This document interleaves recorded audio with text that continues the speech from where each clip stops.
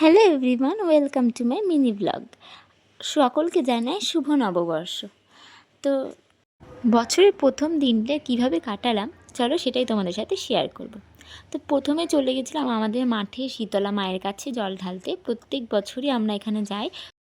বছরের প্রথম দিনটা আমাদের মায়ের কাছে পুজো দিয়ে শুরু হয়। এরপরে বাড়িতে ছিল লক্ষ্মী গণেশ পুজো। যেহেতু আমাদের দোকান আছে তাই প্রত্যেক বছরই আমাদের বাড়িতে পুজো হয়। তো সেই জন্য আমরা কিছু আয়োজন করে নিচ্ছিলাম এখানে। এরপর ঠাকুরমশাই চলে এসেছিল, তারপর আমি আর মা পুজোতে বসে গেছিলাম। আর এই হচ্ছে আমাদের লক্ষ্মী গণেশ ঠাকুর। কেমন লাগছে জানিও কিন্তু। তো এরপরে পুজো শুরু হয়ে গেল। এখানে যে ঠাকুরমশাই লেখে খাতার মধ্যে সেগুলো লিখছিলেন। এরপর শুরু হলো আরতি। আরতি করার পরে আমরা প্রসাদ খেয়ে সন্ধ্যাবেলায় আবার একটা নতুন ড্রেস পরে নিয়েছি আমি।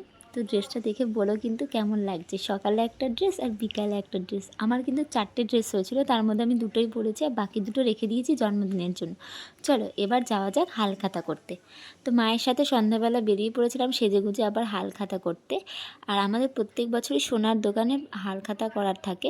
তো দোকানটা কিন্তু খুব সুন্দরভাবে প্রত্যেক বছরই সাজায়।